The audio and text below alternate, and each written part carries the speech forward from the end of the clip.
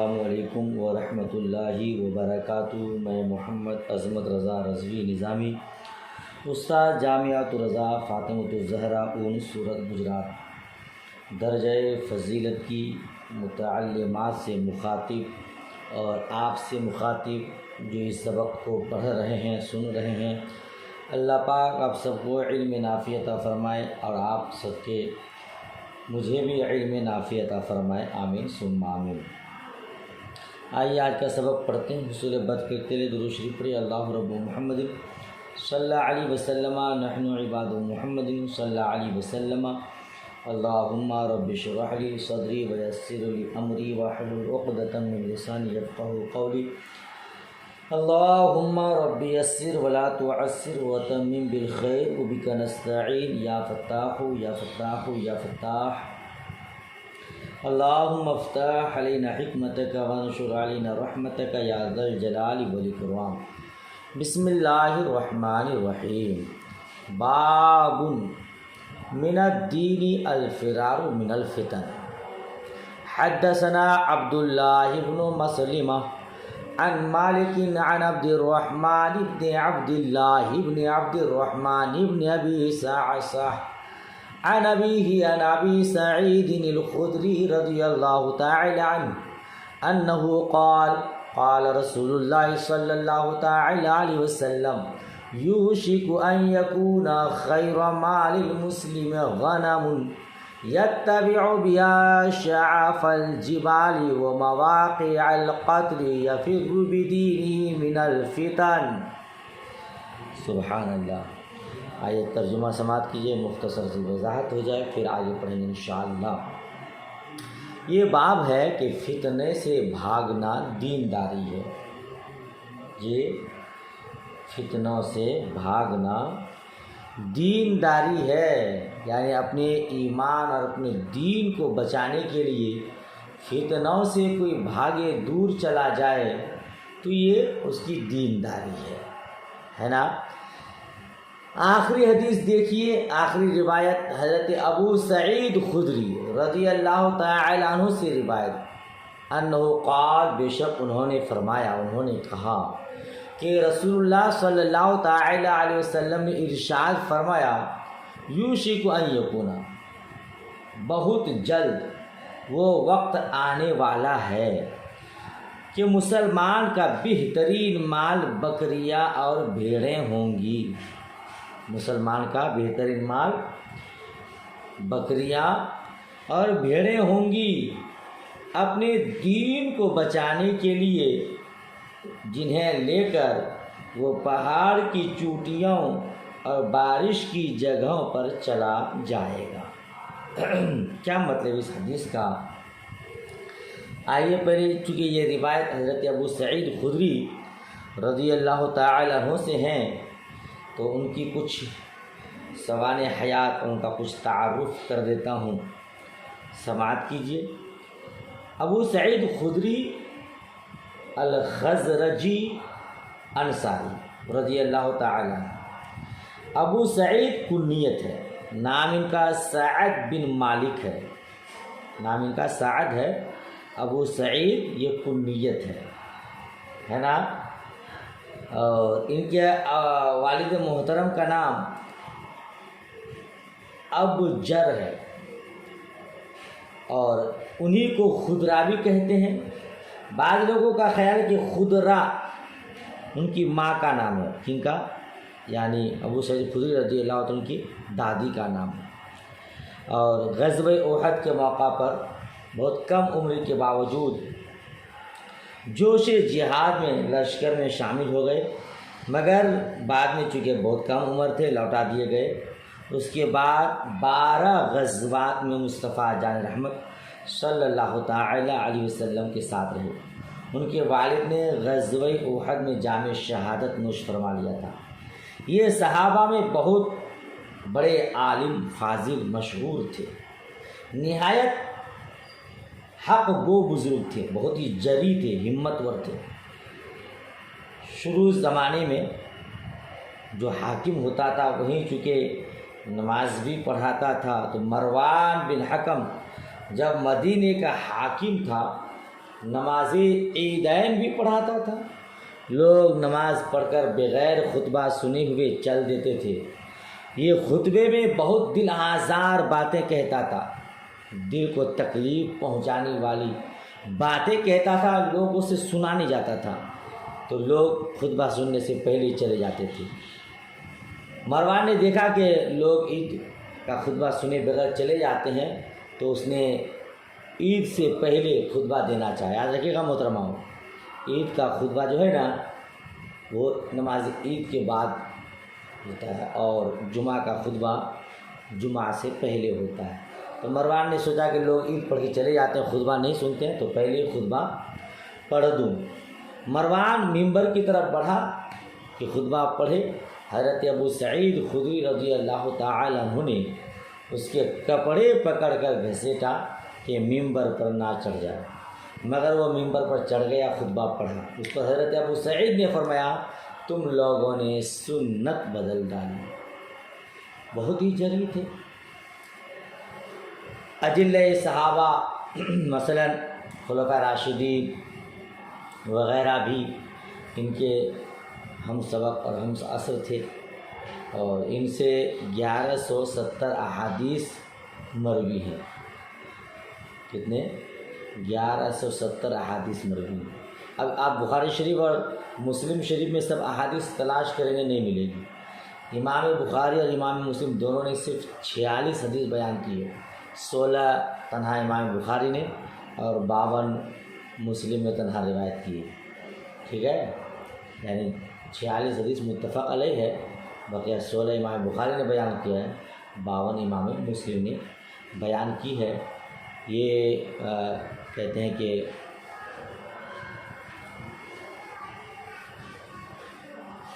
کتنی حدیث ان سے روایت ہے؟ 1170۔ صحابہ کرام نے بھی ان سے روایت لی ہے جی۔ حضرت ابن عباس، حضرت عبداللہ ابن عمر رضی اللہ تعالی عنہ نے بھی ان سے روایت کی ہے۔ تابعین کی تو خیر گنتی ہی نہیں ہے۔ سن 64 یا 74 میں مدینۃ المنورہ میں وصال فرمایا اور وہیں جنت البقیع میں آرام فرما ہے، ٹھیک ہے نا۔ اس حدیث کا مطلب کیا؟ لوگ اپنا دین بچانے کے لیے فتنے سے بھاگیں گے۔ مطلب یہ کہ ایک ایسا زمانہ آئے گا کہ کفر اور گناہ کا اتنا غلبہ ہو جائے گا، دینداروں کو آبادی میں رہنا سخت دشوار ہوگا۔ مجبور ہو کر اس زمانے میں دیندار لوگ گوشہ نشینی اختیار کر لیں گے جی۔ گوشہ نشینی اختیار، یہ گوشہ نشینی کہیں بھی ہو، پہاڑ کی چوٹیوں کا ذکر یہاں تو خالی تمثیل کے طور پر ہے، ایسا نہیں کہ لوگ وہیں پہ پہاڑ کی چوٹیوں میں جائیں گے، کہیں بھی وہ چپکے سے رہیں گے، گوشہ نشینی اختیار کر لیں گے، ٹھیک ہے نا۔ اور یہاں بھی جو کہا کہ بکریاں اور بھیڑیں ہوں گی، تو یہاں بھی مطلب وہی ہے کہ آبادی میں اس کا رہنا دشوار ہو جائے گا، تو وہ اپنی مالوں کو لے کر کے کہیں بھی گوشہ نشینی اختیار کر لیں گے، خلوت اختیار کر لیں گے، ٹھیک ہے نا۔ تو یہی مراد ہے اس کا، پاک روزی حلال روزی کمائیں گے۔ اچھا یاد رکھیے گا، ہر کسی شخص کو گوشہ نشینی اختیار کرنا جائز نہیں ہے۔ انسان 3 طرح کے ہیں، ایک مفید، دوسرا مستفید، تیسرا منفرد۔ مفید وہ ہے کہ دوسرے کو فائدہ پہنچائے، ٹھیک ہے نا، اور مستفید وہ کہ خود دوسروں سے فائدہ حاصل کرے، اور منفرد جو دوسرے سے اسے فائدہ لینے کی حاجت نہ ہو اور نہ دوسرے کو فائدہ پہنچا سکتا ہو۔ منفرد وہ دوسرے سے فائدہ اٹھانے کی اس کو ضرورت نہ ہو اور نہ وہ دوسرے کو فائدہ پہنچا سکتا ہے۔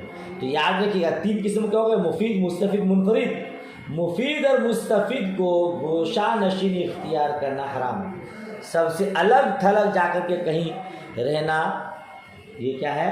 حرام ہے، کیونکہ اس سے فائدہ حاصل کرنا ہے، دوسرے کو فائدہ پہنچانا ہے۔ وہ تنہائی اختیار کر لے گا تو وہ کیسے دوسرے کو فائدہ پہنچائے گا یا خود فائدہ حاصل کرے گا؟ اسی لیے ان کے لیے گوشہ نشینی حرام ہے، بالکل سب سے الگ تھلگ، اور منفرد کو جائز ہے، کیونکہ اس کو دوسرے سے فائدہ حاصل کرنے کی ضرورت بھی نہیں ہے اور وہ دوسرے کو فائدہ پہنچا بھی نہیں سکتا ہے، تو پھر اس کے لیے جائز ہے۔ سمجھ رہے نا؟ چلیے اس کا مفہوم ہوا، اس کا مطلب ہوا۔ باب قول النبی صلی اللہ تعالی علیہ وسلم انا اعلمکم باللہ وان المعرفۃ فعل القلب لقول اللہ تعالی ولکن یؤاخذکم بما کسبت قلوبکم۔ یہ باب ہے نبی کریم صلی اللہ تعالی علیہ وسلم کے اس قول کے بارے میں، اس ارشاد کے بارے میں، میں تم لوگوں میں سب سے زیادہ اللہ کو جانتا ہوں، اللہ کو پہچانتا ہوں، اللہ کی معرفت رکھتا ہوں، ہے نا؟ وَأَنَّ الْمَعْرِفَةَ، اور بے شک معرفت یہ قلب کا فعل ہے، فعل قلب ہے، دل کا فعل ہے، اللہ تعالیٰ کے قول کی وجہ سے۔ وَلَٰكِنْ يُؤَاخِذُكُمْ، ہاں تم لوگوں کا مواخذہ ہوگا جو تمہارے دلوں نے کمایا ہے، تمہارے دلوں نے جو کچھ کمایا ہے اس کا مواخذہ ہوگا۔ مطلب اگر دل میں وسوسہ ہو، خیال ہو، تو اس پر مواخذہ نہیں ہے۔ صحابہ کرام نے عرض کیا تھا یا رسول اللہ صلی اللہ تعالی علیہ وسلم، ہمارے دل میں وسوسے ہوتے ہیں، برے خیالات ہوتے ہیں، تو کیا اللہ تبارک و تعالیٰ اس پر بھی مواخذہ فرمائے گا؟ تو مصطفیٰ جان رحمت صلی اللہ تعالی علیہ وسلم نے فرمایا خالی خیال آ جائے، وسوسے آ جائے تو اس پر مواخذہ نہیں ہوگا۔ ہاں تم کسی گناہ پر عزم مصمم کر لو، پکا ارادہ کر لو، تو پھر اس کا مواخذہ ہوگا۔ رب فرماتا ہے ہاں تم لوگوں کا مواخذہ ہوگا، حساب لیا جائے گا، جس کا بما کسبت قلوبکم، جو تمہارے دلوں نے کمایا ہے۔ تو یہاں مطلب ہے کہ تمہارے دل نے پکا ارادہ کر لیا یہ گناہ کا کام کرنا ہی کرنا ہے، تو پھر اس پر مواخذہ ہے۔ تو معلوم کیا ہوا کہ معرفت جو ہے وہ دل کا فعل ہے نا؟ دل سے کسی کی معرفت ہوتی ہے، کسی کی پہچان ہوتی ہے۔ دیکھیے روایت، حدثنا محمد بن سلام قال اخبرنا عبدة عن هشام عن أبيه عن عائشة قالت كان رسول الله صلى الله تعالى وسلم إذا أمرهم من الأعمال بما يطيقون قالوا إنا لسنا كهيئتك يا رسول الله إن الله قد غفر لك ما تقدم من ذنبك وما تأخر فيغضب حتى يعرف الغضب في وجهه ثم يقول إن أتقاكم وأعلمكم بالله أنا۔ کیا مطلب؟ ترجمہ دیکھیے پہلے۔ حضرت ماں عائشہ صدیقہ رضی اللہ تعالی عنہا سے روایت ہے، رسول اکرم صلی اللہ تعالی علیہ وسلم صحابہ کو جب کوئی حکم دیتے تو انہیں انہی کاموں کا حکم دیتے جن کی انہیں طاقت ہوتی۔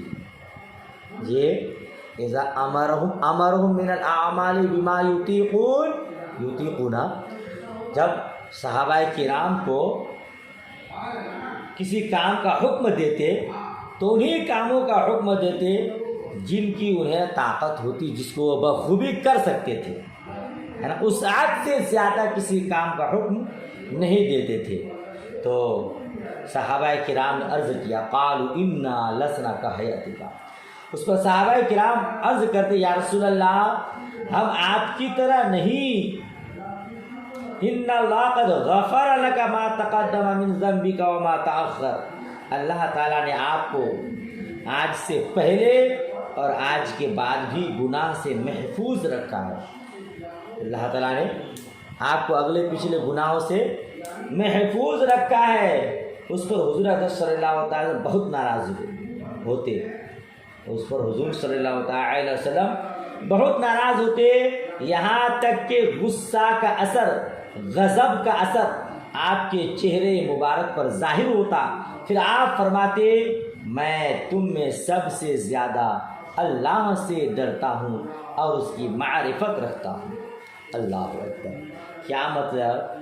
حدیث کا مطلب یہ ہے کہ مصطفیٰ جان رحمت صلی اللہ تعالی علیہ وسلم کی عادت کریمہ تھی کہ آپ صحابہ کرام کو، لوگوں کو ایسے ہی اعمال کا حکم دیتے جس کو لوگ بآسانی پابندی کے ساتھ کر سکیں، ٹھیک ہے نا؟ ایسے اعمال کا حکم نہیں دیتے کہ کچھ دن آدمی کر سکے جوش میں اور پھر چھوڑ دے۔ تو صحابہ کرام کو شوق تھا ہم زیادہ سے زیادہ اعمال صالحہ کریں، زیادہ سے زیادہ نیکیاں کمائیں۔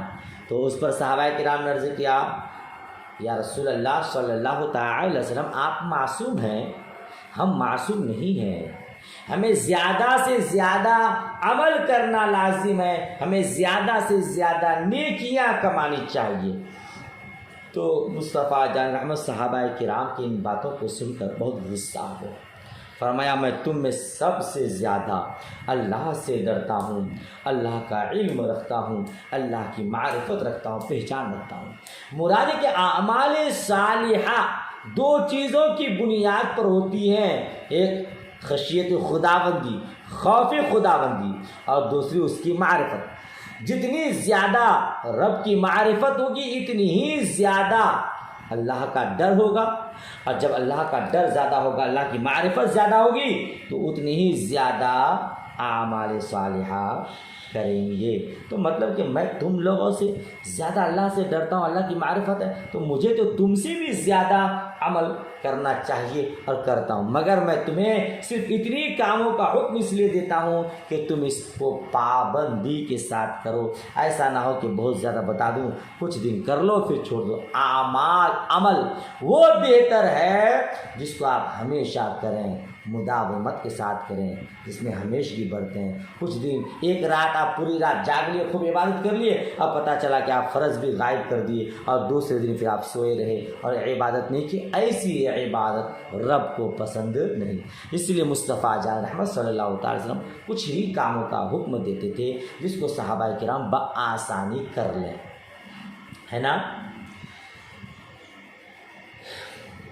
بڑی راتوں میں، شب قدر میں، شب معراج میں، لیلۃ القدر میں، شب برات میں لوگ پوری رات جاگ جاگ کے نفل پڑھتے ہیں، اور جہاں ایک رات پڑھ دیے اب پھر غائب ہو گئے ہفتہ دن 10 دن کے لیے، یا فجر کی نماز غائب ہو۔ تو یہ سب عبادت اتنی اچھی، اتنا کرو کہ جس کو آپ ہمیشہ کر سکو، ہے نا؟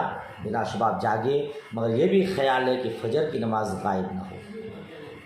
بہرحال تو اس لیے مصطفیٰ جان رحمت اتنے کاموں کا حکم دیتے۔ حدیث مبارکہ میں آیا کہ قد غفر لک ما تقدم من ذنبک، ہے نا؟ ان اللہ قد غفر لک ما تقدم من ذنبک۔ اس کا کیا مطلب ہے؟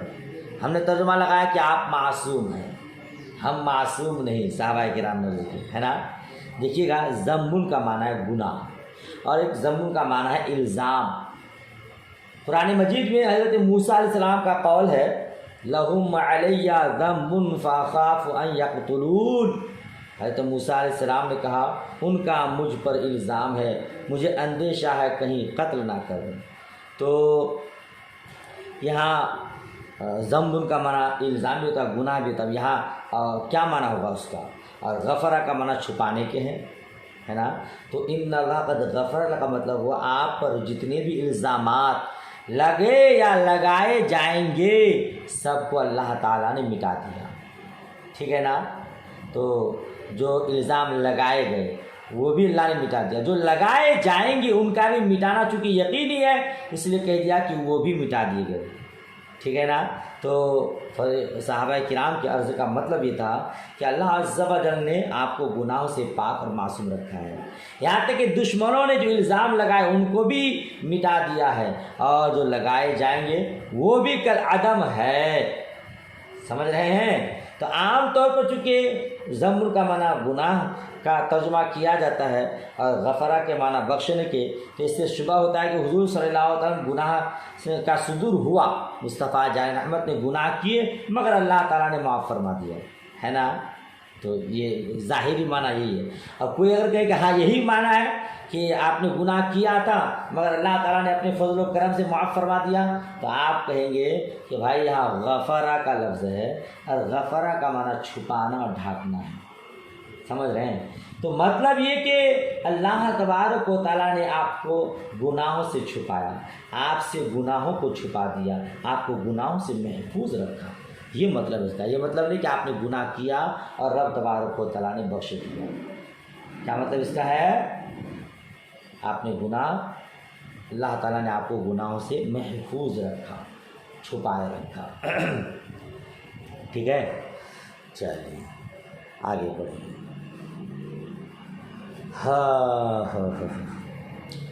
بسم اللہ الرحمن الرحیم۔ باب من کرہ ان یعود فی الکفر کما یکرہ ان یلقى فی النار من الایمان۔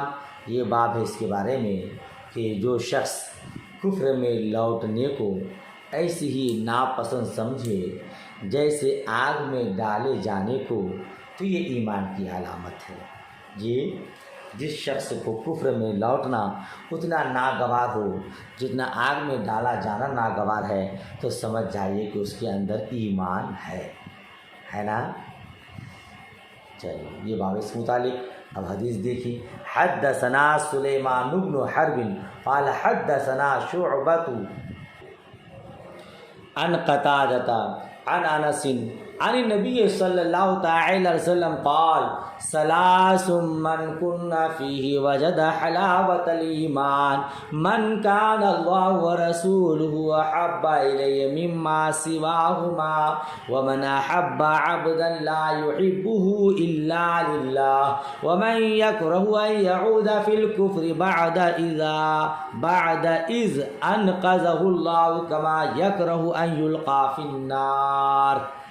حضرت قتادہ سے روایت کرتے حضرت انس رضی اللہ تعالی عنہ سے، وہ روایت کرتے نبی کریم صلی اللہ تعالی علیہ وسلم سے، حضور نے ارشاد فرمایا جس شخص کے اندر یہ تین چیزیں پائی جائیں گی وہ ایمان کی مٹھاس کو پالے گا۔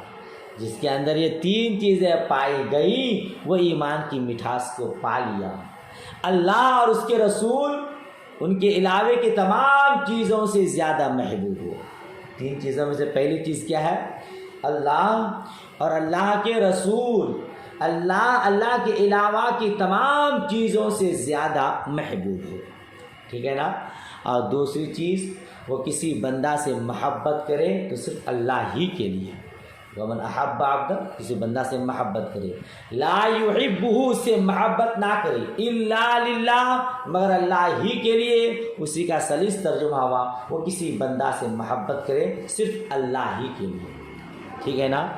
یہ دوسری چیز ہوئی۔ اور تیسری چیز کفر میں لوٹنے کو ایسے ہی ناپسند سمجھے، کفر میں لوٹنے کو، جو شخص کفر میں لوٹنے کو ناپسند سمجھے اس کے بعد کہ اللہ تبارک و تعالیٰ نے اس سے بچا لیا ہے، بعد اذ انقذہ اللہ، بعد اس کے کہ اللہ تعالیٰ نے اس سے بچا لیا، بندہ کو اللہ نے کفر سے بچا لیا، اب وہ کفر میں لوٹنے کو ناپسند سمجھ رہا ہے۔ کس طرح ناپسند؟ کما یکرہ ان یلقی فی النار، جس طرح کہ آگ میں ڈالے جانے کو ناپسند سمجھتا ہے۔ تو یہ ایمان کی علامت ہے، جس کے اندر یہ تین چیزیں ہوں گی وہ ایمان کی مٹھاس کو پالے گا۔ اس سے پہلے بھی اس حدیث کی وضاحت اور تشریح ہو چکی ہے نا۔ چلیے، باب تفاضل اہل الایمان من الاعمال، اعمال میں اہل ایمان کی فضیلت۔ جی بنسط لکھا ہے تفاضل الحاصل بسبب الاعمال، یعنی اہل ایمان اعمال کے سبب ایک دوسرے پر فضیلت حاصل کر لیتے ہیں، ہے نا۔ اس کا عمل بہت زیادہ صحیح ہوگا تو وہ ایمان والا فضیلت والا ہوگا، اور اگر ایمان لانے کے بعد اس کے اعمال اچھے نہیں ہیں، کردار کریکٹر اچھے نہیں ہیں، تو پھر اس کو فضیلت حاصل نہیں ہوگی۔ سمجھ شریف بات آ رہی ہے؟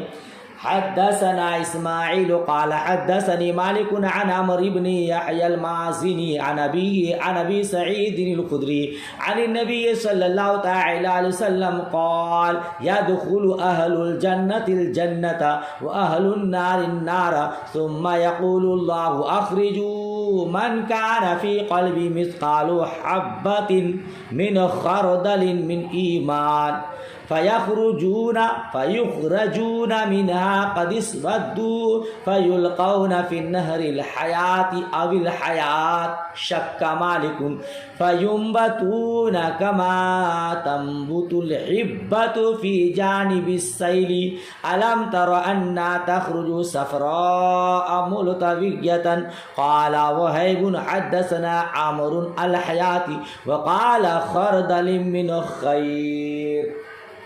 یہ حدیث ہو گئی. ترجمہ دیکھیے. اہل ایمان کی فضیلت اعمال کی بنیاد پر حضرت ابو سعید خدری رضی اللہ تعالی عنہ سے روایت ہے، نبی کریم صلی اللہ تعالی علیہ وسلم نے ارشاد فرمایا جنتی جنت میں اور دوزخی دوزخ میں داخل ہو چکیں گے، داخل ہو جائیں گے.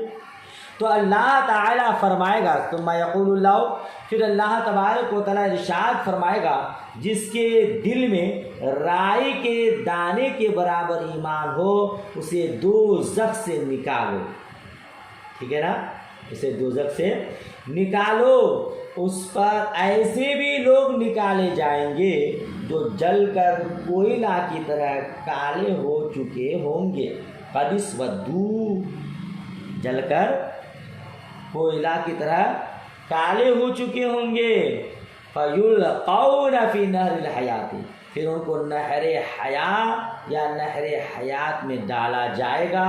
راوی حدیث حضرت مالک کو شک ہے نا، کیا ہے؟ شک ہے کہ نہر حیات کہا یا نہر حیات کہا. ٹھیک ہے. کما تو فَيَنْبَتُونَ كَمَا تَنْبَتُ الْحِبَّةُ فی جانب السیل، کہتے اس سے ان کے جسم سے اس طرح تیزی سے گوشت اٹھے گا جیسے بہتے پانی کے کنارے سبزہ. جی کبھی ندی اور تالاب وغیرہ کے کنارے آپ گئے ہیں، وہاں کنارے میں اگر کچھ دانے ڈال دیے جائیں بڑی تیزی کے ساتھ وہ پودے اگتے ہیں، ہریالی اگتی ہے نا. تو کہتے ہیں کہ نہر حیات اور نہر حیا میں جب اس کو ڈالا جائے گا تو تیزی کے ساتھ اس کا گوشت اٹھے گا جس طرح کے بہتے پانی کے کنارے سبزہ. کہتے الم تر انہا تخرج صفراء ملتویۃ، کہتے کیا تمہیں معلوم نہیں، تم نے نہیں دیکھا کہ وہ زرد لپٹا ہوا نکلتا ہے. قال وہیب، وہ حضرت وہیب نے کہا ہم سے مالک نے جو حدیث بیان کی اس میں نہر حیات کہا اور خردل من خیر کہا. نہیں سمجھے؟ وہاں مالک نے کیا کہا؟ نہر حیات یا حیات، شک ہے. مگر حضرت وہیب فرماتے ہیں کہ مجھ سے جو حدیث بیان کی، مجھ سے حضرت عمرو نے جو حدیث بیان کی ہے وہ یقینی طور پر حیات کہا ہے، شک کے ساتھ روایت نہیں کیا. اور پہلے خردل من ایمان ہے، مگر حضرت عمرو کی روایت میں خردل من خیر ہے، جس کے دل میں ذرہ برابر بھلائی ہے. وہاں تھا کہ دانہ کے برابر ایمان ہے، خردل من خیر ہے نا. اور یہاں پہ کیا؟ خردل من خیر، وہاں پہ خردل من ایمان. بہرحال مطلب ہے کہ جس کے دل میں رائی کے دانہ کے برابر ایمان ہے یا ذرہ برابر بھلائی ہے، نیکی ہے، بالآخر اسے جہنم سے نکال کر جنت میں ڈالا جائے گا. جی جو صاحب ایمان ہے، جو صاحب ایمان ہے، جس کے دل میں رائے کے دانہ کے برابر ایمان ہے. اب وہ ڈاکو ہے، شرابی ہے، جواری ہے، کباری ہے، زناکار ہے، سود خور ہے، رشوت خور ہے، گناہ کبائر کا مرتکب ہے. مگر آپ جانتے ہیں کہ متفقہ ہم علماء جمہور کا یہ ہے کہ وہ گناہ کبائر کے ارتکاب کے باوجود ایمان والا ہے، مسلمان ہے نا. جو کلمہ پڑھتا ہے، دل سے مانتا ہے، زبان سے اقرار کرتا ہے، مگر اس کے باوجود اس کے اعمال صحیح نہیں ہے، بد اعمالیہ اس کے اندر کوٹ کوٹ کے بھری ہوئی ہے، اس کے باوجود وہ مسلمان ہے۔ لہذا جب وہ مسلمان ہے تو اسے اس کی گناہوں کی سزا ملنے کے بعد، اس کے گناہوں کی بدولت جہنم میں ڈالے جانے کے بعد جب گناہوں سے پاک ہو جائے گا تو بالآخر اسے جنت میں ڈالا جائے گا۔ سمجھ رہے ہیں؟ تو کہتے ہیں نہر حیات یا نہر حیا میں اسے ڈال دیا جائے گا، جس سے یہ اپنی حالت پر آ کر تر و تازہ ہو جائیں گے، پھر اسے مصطفیٰ جان رحمت کی شفاعت کے صدقے اور اس کے ایمان کی بدولت جنت میں داخل کر دیا جائے گا۔ ٹھیک ہے نا؟ چلیے آگے بڑھتے ہیں۔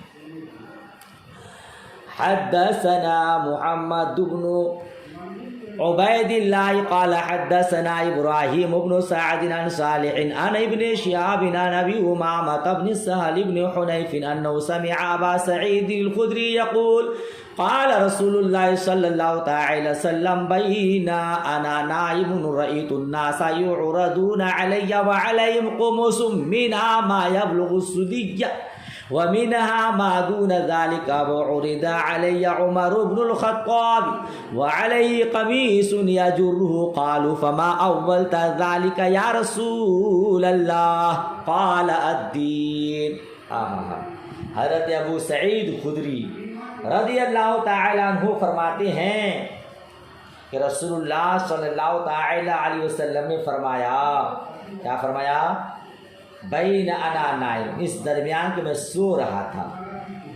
ٹھیک ہے، اب اسی کا سلیس ترجمہ ہوگا کہ خواب کی حالت میں کچھ لوگ میرے سامنے پیش کیے گئے، میں سو رہا تھا، لوگ میرے سامنے پیش کیے گئے، تو خواب ہی نہ ہوا؟ تو ترجمہ کیا کریں گے آپ؟ خواب کی حالت میں کچھ لوگ میرے سامنے پیش کیے گئے، وہ لوگ کرتا پہنے ہوئے تھے، کسی کا کرتا سینے تک، سدیجہ کا معنی یہ صدی کی جمع ہے، سینے تک، اور کسی کا اس سے کم، اور عمر بن خطاب میرے سامنے لائے گئے، وہ ایسا لمبا کرتا پہنے ہوئے تھے جس کو گھسیٹ رہے تھے۔ لوگوں نے عرض کیا یا رسول اللہ آپ نے اس کی کیا تعبیر فرمائی؟ تو حضور نے فرمایا دین۔ حضور نے کیا فرمایا؟ دین۔ کیا مطلب ہے اس حدیث کا؟ اس حدیث کا مطلب یہ ہے کہ کسی کا دین کم ہوگا، کسی کا دین بہت زیادہ ہوگا۔ باب یہ تھا نا، باب و تفاضل اہل ایمان فی الاعمال، اعمال کی بنیاد پر، اعمال کے سبب اہل ایمان کی فضیلت۔ تو حضرت عمر فاروق اعظم رضی اللہ تعالی عنہ کے اعمال بہت عمدہ، تو لوگ پیش کیے گئے، مگر عمر پیش کیے گئے تو ان کا کرتا زمین میں گھسٹ رہا تھا، تو حضور سے پوچھا گیا اس کی تعبیر کیا لی؟ آپ نے کہا کہ دین۔ مطلب یہ کہ حضرت عمر فاروق اعظم رضی اللہ تعالی عنہ کا دین بہت لمبا چوڑا ہے، وہ بہت زیادہ دیندار ہے، ان کے اندر دینداری بہت زیادہ ہے، یہ مطلب ہے نا۔ اچھا، اس حدیث سے یہ سمجھ میں آ رہا ہے کہ حضرت عمر فاروق اعظم رضی اللہ تعالی عنہ تمام میں افضل ہیں، حالانکہ یہ متفقہ فیصلہ ہے کہ خلفائے راشدین میں، صحابہ کرام میں، مصطفیٰ جان رحمت صلی اللہ تعالی وسلم کے بعد سب سے افضل و اعلیٰ برتر و بالا حضرت سیدنا صدیق اکبر رضی اللہ تعالی عنہ ہیں، ہے نا، سب سے افضل۔ ان کے بعد حضرت عمر فاروق اعظم رضی اللہ تعالی عنہ۔ ایک موقع پر آپ نے یہ روایت سنا بھی ہوگا، حضرت ماں عائشہ نے حضور سے عرض کیا کہ آسمان کے ستارے کے برابر کن کی نیکیاں ہیں؟ تو کہا کہ عمر کی نیکیاں ہیں۔ حضرت ماں عائشہ نے پوچھا کہ پھر میرے باپ ابو بکر صدیق کی نیکیاں کہاں گئی؟ تو حضور نے ارشاد فرمایا عمر کی تمام نیکیاں ایک طرف اور ابو بکر کی ایک نیکی ایک طرف، یعنی ابو بکر کی ایک نیکی عمر کی تمام نیکیوں کے برابر ہے نا، وہ غار ثور والی۔ تو اس سے اندازہ لگ رہا ہے کہ یہاں اس حدیث میں کہ عمر کے افضل ہے، حالانکہ حضرت سیدنا صدیق اکبر رضی اللہ تعالیٰ عنہ افضل ہے۔ تو آپ فرمائیں گے، آپ جواب دیں گے کہ تمام میں افضل البشر بعد الانبیاء حضرت ابو بکر صدیق رضی اللہ تعالیٰ عنہ ہے۔ حضرت ابو بکر صدیق رضی اللہ تعالیٰ عنہ کے بعد تمام لوگوں میں عمر فاروق اعظم رضی اللہ تعالیٰ عنہ افضل ہے۔ ٹھیک ہے نا. تو یہاں حضرت صدیق اکبر رضی اللہ تعالیٰ عنہ کے سوا کی بات ہے، ان کے علاوہ کا معاملہ ہے. سمجھ شریف میں بات آئی. لہذا معلوم یہ ہوا کہ اہل ایمان اعمال کی بنیاد پر ایک دوسرے پر فضیلت پاتے ہیں. آگے بڑھیے. باب الحیاء من الایمان، یہ باب اس بارے میں کہ حیا ایمان میں سے. حیا کی تعریف آپ کو پہلے بتا چکا ہوں. حیا انسان کے اس وصف کو کہتے ہیں جو انسان کو کوتاہی سے بچائے اور اہل حقوق کی ادائیگی میں کوتاہی سے روکے. حیا شرم کو کہتے ہیں، یہ انسان کے اس وصف کو کہتے ہیں جو برائی سے بچنے پر ابھارے اور اہل حقوق کی ادائیگی میں کوتاہی سے روکے. جس کے اندر حیا ہوگی وہ گناہ نہیں کرے گا، ہے نا. تو حیا یہ ایمان کا ایک حصہ ہے. حدیث دیکھیے. حدثنا عبداللہ بن یوسف قال اخبرنا مالک بن انس عن ابن شهاب عن سالم بن عبد الله عن ابيه ان رسول الله صلى الله تعالى وسلم مر على رجل من الانصار وهو يعظ اخاه في الحياء فقال رسول الله صلى الله تعالى وسلم دعه فان الحياء من الايمان. حضرت سالم بن عبداللہ سے روایت، وہ روایت کرتے ہیں ان کے باپ سے. بے شک رسول اللہ صلی اللہ تعالی علیہ وسلم کا گزر ایک آدمی کے پاس سے ہوا، ایک انصاری آدمی کے پاس سے ہوا جو اپنے بھائی کو حیا کے متعلق نصیحت کر رہے تھے. کیا کہیں گے؟ جو اپنے بھائی کو حیا سے متعلق یعنی حیا سے بچنے کے لیے نصیحت کر رہے تھے. اس پر رسول اللہ صلی اللہ تعالی علیہ وسلم نے فرمایا اسے چھوڑ دو، اس لیے کہ حیا ایمان کی علامت ہے، حیا ایمان کا ایک حصہ ہے. اس حدیث کا مطلب یہ ہے کہ ایک انصاری کے بھائی بہت شرمیلے تھے، تو ان کے بھائی ان کو سمجھا رہے تھے کہ حیا مت کرو. اتفاقاً مصطفیٰ جائے محمد صلی اللہ علیہ وسلم کا گزر وہاں سے ہوا تو آپ نے ارشاد فرمایا بھائی اس کو حیا سے کیوں روک رہے ہو؟ اس کے اندر حیا رہنے دو، کیونکہ حیا ایمان کا ایک حصہ ہے، ایمان کی علامت ہے. اس کے اندر حیا ہوگی وہ گناہوں سے بچے گا. سمجھ رہے ہیں؟ مسئلہ یاد رکھیے گا. حیا کبھی واجب و فرض ہوتی ہے، جیسے کسی ناجائز و حرام کام کے ارتکاب سے حیا، کہ اگر میں نے یہ گناہ کر لیا، زنا کر لیا، معاذ اللہ، لوگ جان لیں گے تو کیا کریں گے؟ کیا رسوائی ہوگی اور پھر اللہ کے یہاں مجھے پہنچنا ہے. تو اب اس سے بچنا حرام ہے. یہ حیا جو ہے واجب ہے، فرض ہے نا. اور کبھی مستحب جیسے مکروہ چیزوں سے بچنا. کبھی حیا مباح ہوتی ہے، کسی مباح شرعی کے کرنے سے حیا، شرعی کام مباح ہے اس کے باوجود اس سے بچ رہے ہیں، ٹھیک ہے نا، تو یہ کیا کہتے ہیں مباح ہے. ٹھیک. تو حیا ایمان کا ایک حصہ ہے. بالکل عام بات ہے کہ جس انسان جو ہے دنیا میں بھی اور آخرت کے اعتبار سے بھی دو چیزوں کی وجہ سے گناہوں سے بچتا ہے، ایک حیا شرم اور ایک ڈر. جس کے اندر لوگوں کا ڈر ہوگا وہ بھی گناہوں سے بچے گا، اور جس کے اندر خوف خدا ہوگا وہ بھی گناہوں سے بچے گا. سمجھ رہے؟ جو بے شرم بے حیا نیڈر ہوتا ہے وہ گناہوں کا کام انجام دیتا ہے. اللہ پاک ہم سب کو بھی یہ دولت سے سرفراز فرمائے، آمین سے آمین.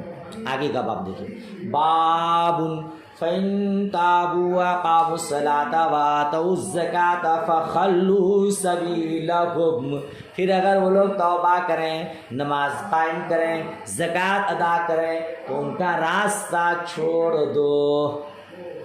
ان کا راستہ چھوڑ دو یعنی اب اسے اپنی زندگی گزار دیتے. حدثنا عبداللہ بن محمد بن مسندی قال حدثنا ابو روح الحرمی ابن عمارہ قال حدثنا شعبۃ عن واقد ابن محمد قال سمعت ابی يحدث عن ابن عمر ان رسول اللہ صلی اللہ تعالی وسلم قال امرت ان اقاتل الناس حتى يشهدوا ان لا اله الا الله وان محمد رسول الله ويقيموا الصلاة ويؤتوا الزكاة فاذا فعلوا ذلك عصموا مني دماءهم واموالهم الا بحق الاسلام وحسابهم على الله.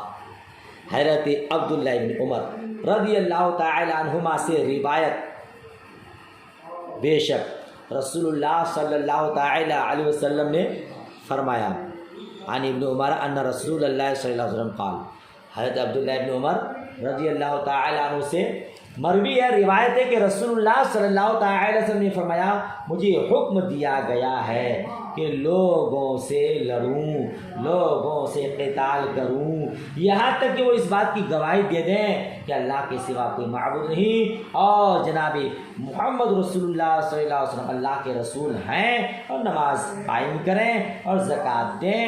تو جب وہ ایسا کریں تو ان لوگوں نے اپنی جان و مال کو مجھ سے محفوظ کر لیا مگر اسلام کے حق کے ساتھ، اور ان کا حساب اللہ تعالیٰ پر ہے۔ کیا مطلب؟ جب تک لوگ یہ گواہی نہ دیں، کلمہ شہادت نہ پڑھ لیں اور نماز قائم نہ کریں، زکوٰۃ ادا نہ کریں، تو مجھے حکم دیا گیا ہے کہ ان کو قتال کروں، مار مار کر انہیں کلمہ پڑھواؤں، نماز قائم کراؤں اور زکوٰۃ ادا کراؤں، ہے نا؟ تو کہتے ہیں کہ اقرار باللسان، تصدیق بالقلب، یہ دونوں چیزیں ایمان ہے نا۔ احکام کی اجراء کے لیے اقرار باللسان شرط ہے، آپ نے شروع کتاب میں ہی پڑھا۔ تو جب زبان سے وہ اقرار کر دے، کلمہ شہادت پڑھ دے، تو پھر کیا ہو جائے گا؟ وہ مجھ سے اپنی جان و مال کی حفاظت کرے، اگر نہیں تو پھر میں ان سے قتال کروں گا۔ یہاں ناس سے مراد کافرین ہے نا، کافروں سے قتال کروں گا۔ تو اور اگر سب کیا تو کیا کریں گے؟ قتال نہیں کریں گے، وہ اپنی جان و مال کی حفاظت کر لے گا۔ اسی حدیث سے امام شافعی رحمۃ اللہ تعالی علیہ اس بات پر استدلال پیش کرتے ہیں کہ بے نمازی کا قتل کرنا واجب ہے، کہنا یہاں تک کہ نماز قائم کریں، زکوٰۃ ادا کریں۔ تو امام شافعی فرماتے ہیں اس حدیث کی بنیاد پر بے نمازی کا قتل کرنا واجب ہے، اور امام اعظم رحمۃ اللہ علیہ فرماتے ہیں اسے قتل نہ کیا جائے بلکہ قید میں رکھا جائے یہاں تک کہ نماز پڑھنے لگے۔ اللہ اکبر! نماز کی کتنی اہمیت سوچیے آپ، قتال کا حکم ہے، قید میں رکھنے کا حکم ہے، لیکن امام شافعی رحمۃ اللہ تعالیٰ علیہ جو اس حدیث سے یہ دلیل پکڑتے ہیں کہ بے نمازی کو قتل کرنے کا واجب ہے، تو اس میں تو زکوٰۃ ادا نہ کرنے والوں پر بھی قتال کا حکم ہے، تو پھر وہ زکوٰۃ ادا نہ کرنے والوں کو قتل کرنا واجب نہیں قرار دیتے ہیں، خالی نماز قائم کرنے والے کو، تو یہ تو غلط ہو جائے گا نا۔ اگر آپ اس حدیث سے بے نمازی کے قتل کو واجب قرار دیتے ہیں تو زکوٰۃ نہ دینے والوں کو بھی آپ واجب قرار دیجیے، حالانکہ نہیں دیتے ہیں، تو اس طرح درست نہیں ہوگا۔ ایک یہ حدیث سے ایک کے قتل کے وجوب کا آپ دعویٰ کریں اور ایک کا نہ کریں، ٹھیک۔ دوسری بات یہ کہ یہاں اقاتلو ہے، یہ باب مفاعلت سے ہے جس کی خاصیت مشارکت ہے، قتال کے حکم کا حکم ہے، لڑوں گا قتل کروں گا یہ حکم نہیں ہے نا۔